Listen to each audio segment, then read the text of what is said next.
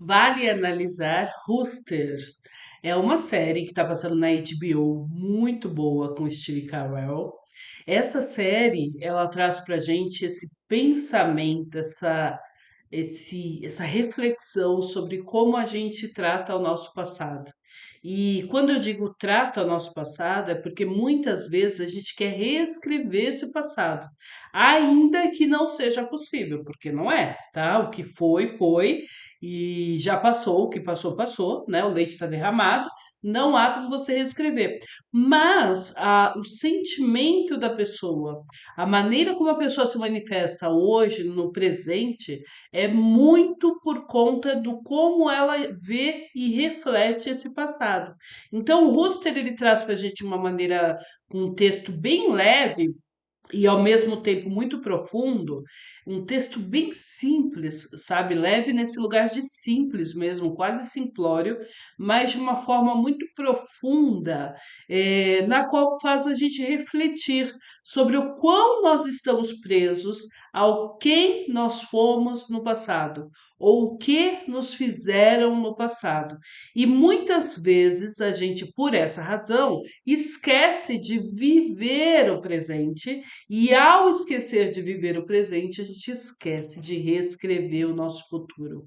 Pois bem, vale analisar justamente por esse viés psicanalítico como a gente assistindo o Rooster, a gente consegue pensar na nossa própria vida, na nossa própria pequenez em aceitar o que passou, em aceitar o que não muda mais, o imutável, em aceitar que fomos o que fomos, fizemos o que fizemos e não dá para mudar o jogo agora.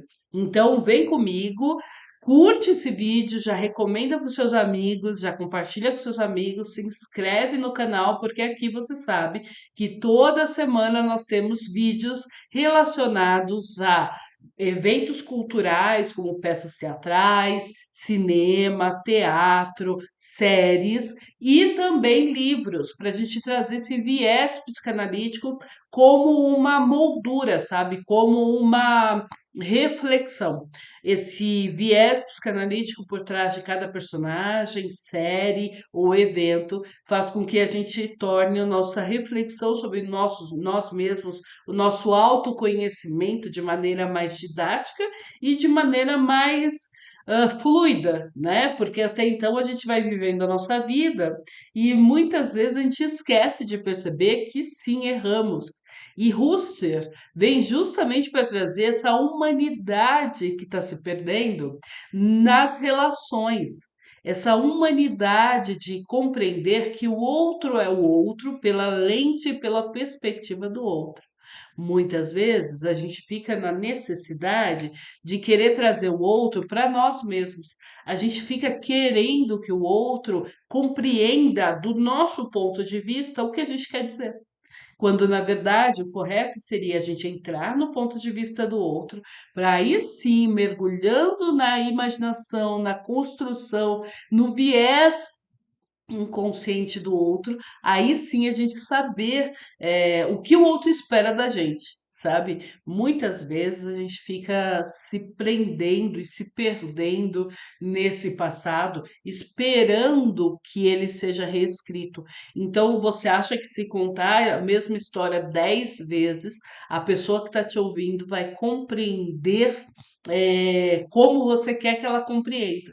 Quando não, ela vai compreender o que você está querendo dizer, mas ela não vai compreender pelo ponto de vista, pela lente que você quer que ela enxergue, o seu ponto de vista.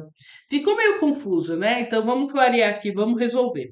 Olha só que interessante. Rusters conta a história de um professor universitário que é um escritor, e esse escritor ele precisa se reinventar agora que ele se divorciou e que a filha dele trabalha nessa universidade e está se separando também, está com um grande problema no casamento e está se separando também. Então não vou dar grandes spoilers, tá bom? Vai lá assistir porque tá gostosinho de ver.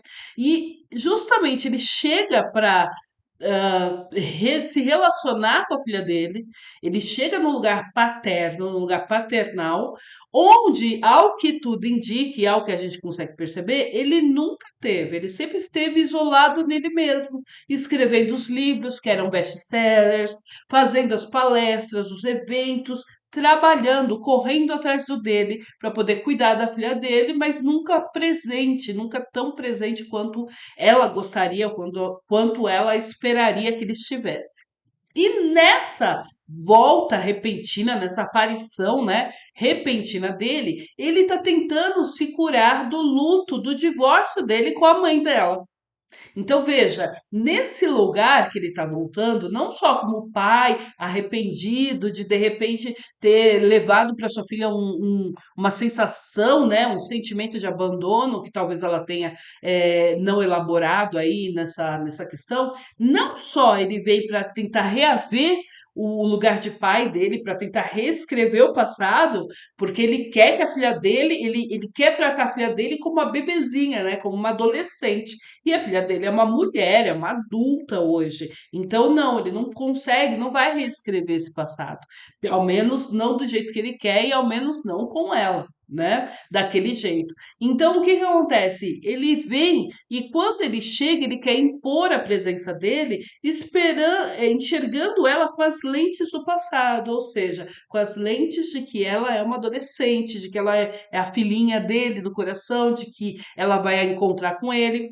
Mas ao mesmo tempo em que ele vem nesse lugar do pai que abandonou, né? Porque dá para perceber na série que ela tem essa ferida que talvez não foi tão bem elaborada por ela ainda nesse quesito pai, nesse quesito abandono, que não foi um abandono, tá? Porque ele esteve presente, eles moravam juntos, mas foi um abandono no sentido da expectativa dela.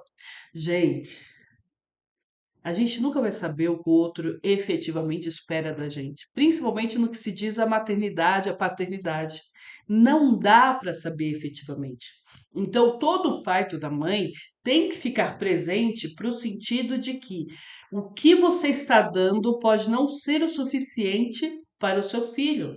Porque talvez ele não esteja recebendo a fartura, a abundância que você está dando para ele, porque talvez as faltas que ele tem nele são diferentes do que as entregas que você tá levando. Percebe a profundidade desse raciocínio? No setting analítico, no consultório, né, na psicanálise, eu atendo diversas pessoas e muitas delas vêm com esses buracos no lugar filho, né, no lugar, na paternidade, na maternidade que receberam. E esses buracos não necessariamente são conscientes e não necessariamente são ah, razoáveis. Muitas vezes os buracos não são razoáveis, tá? Eu digo razoável para um homem médio, né? Para o pensamento médio. Mas é que o nosso inconsciente, a nossa elaboração cognitiva, ela é diferente, ela usa o subjetivo que a gente não consegue conceber. Por isso que há tantos julgamentos em relação à paternidade e à maternidade, porque quem vê de fora sempre tem uma solução, né? Ah, faltou isso, tá sobrando aquilo. Mas quem vê de dentro, quem está entregando, o pai ou a mãe ou o cuidador que está entregando, sabe que está fazendo, ou ao menos pensa, que está fazendo o máximo que consegue. Entende? Então, o pai, a mãe, o cuidador está entregando o máximo que consegue, mas o filho, o sobrinho, a pessoa que está recebendo, ela sempre está recebendo um lugar de falta.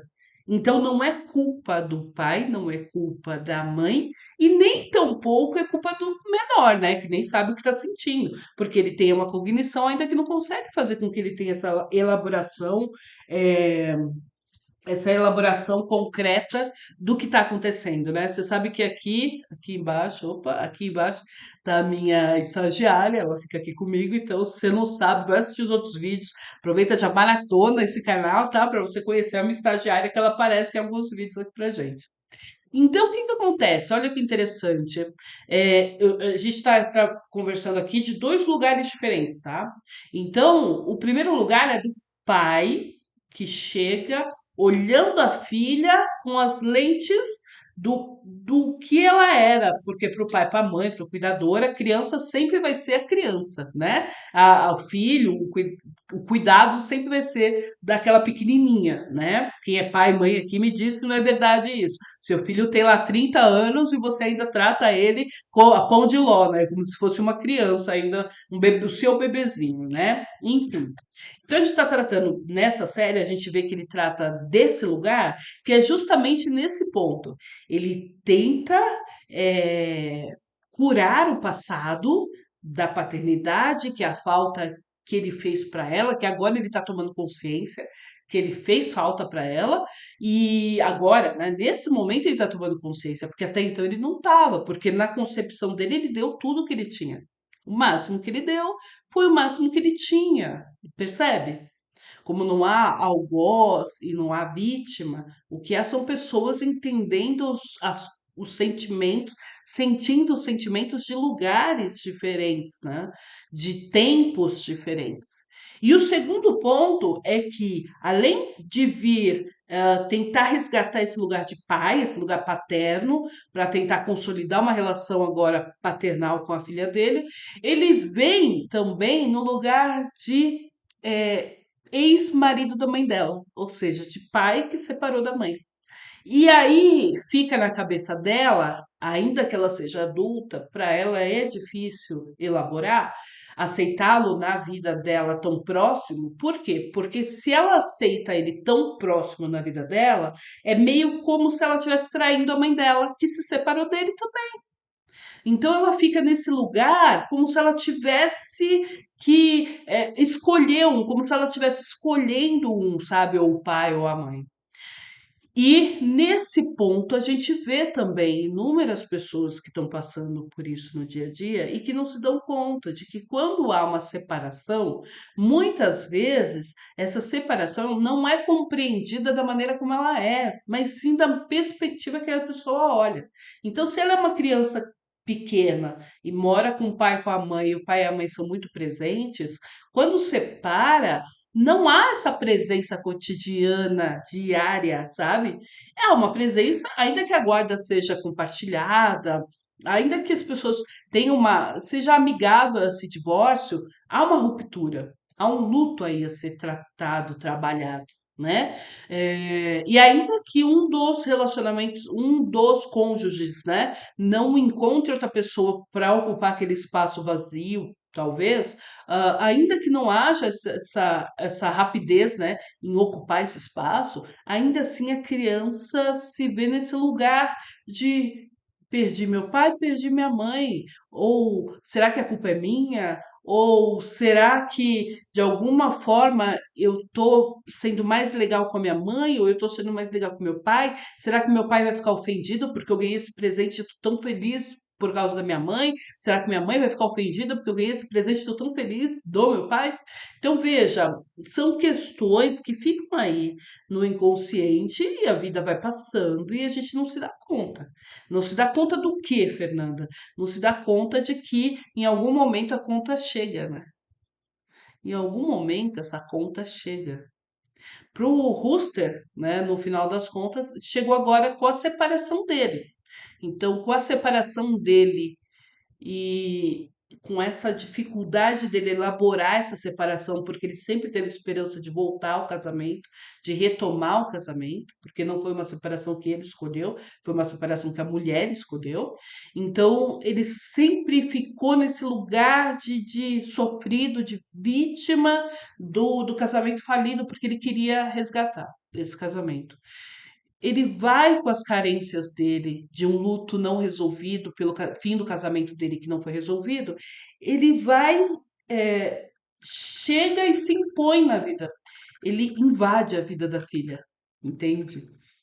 Ao menos é a percepção que a filha tem dessa entrada dele ruptura, né? Dessa abrupta, dessa entrada abrupta dele na vida dela, dessa reentrada, né, abrupta dele na vida dela, porque ele chega sem avisar e chega para ficar. E como se não bastasse ele chegar para ficar, ele recebe uma proposta de trabalho no trabalho dela, na universidade dela. Entende? Então ali ele vai começar uma jornada de vida nova para ele, de cura dele, né? Do divórcio não elaborado, da paternidade que ele achava que era o pai ideal e no final das contas ele vê que tem muitas feridas ali com a filha, muitos distanciamentos silenciosos, né? Porque esses distanciamentos, esses ressentimentos, eles são silenciosos. A gente sente na alma, ressente na alma, mas não deixa transparecer, porque a gente não quer ofender o outro, né? Então eu queria um aniversário X e você fez o aniversário Y.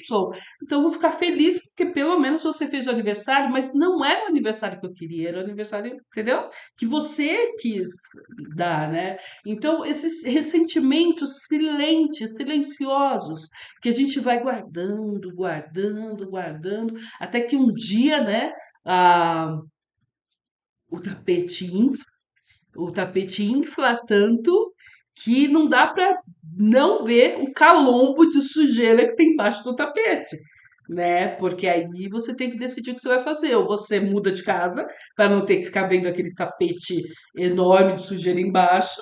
Ou você finalmente fala, deixa eu tirar aqui, vem para terapia, né? Agenda uma terapia aqui comigo e para retirar esse tapete, ver que tipo de sujeira tá aí para você já descartar, que sujeira está aí para você elaborar, que sujeira está aí que não deveria estar, que você está aí guardando de graça, né? Que não era sua, era do outro, e você precisa devolver para o outro. Então, tudo isso a gente vê na terapia.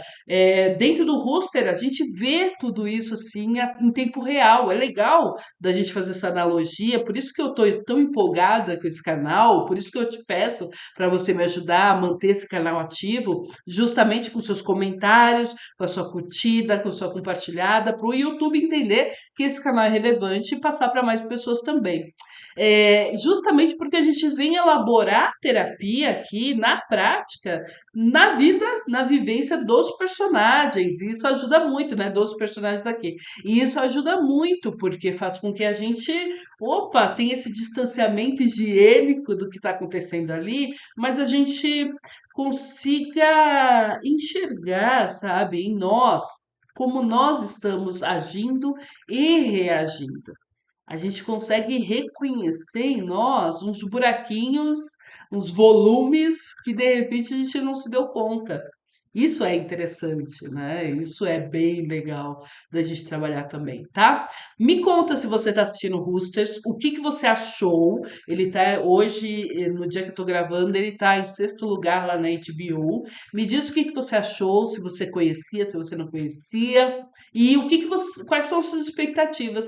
E olha, se você tem algum livro, teatro, série que você quer que a gente proseie aqui, que a gente traga para cá para analisar, né? Não vale analisar, me diz aqui nos comentários. Bora falar comigo, não me deixa falando sozinha, não, tá bom? Então é isso, reverbera comigo e até a próxima. Beijos! Tchau, tchau, pessoal. Tchau, até a próxima. Aê!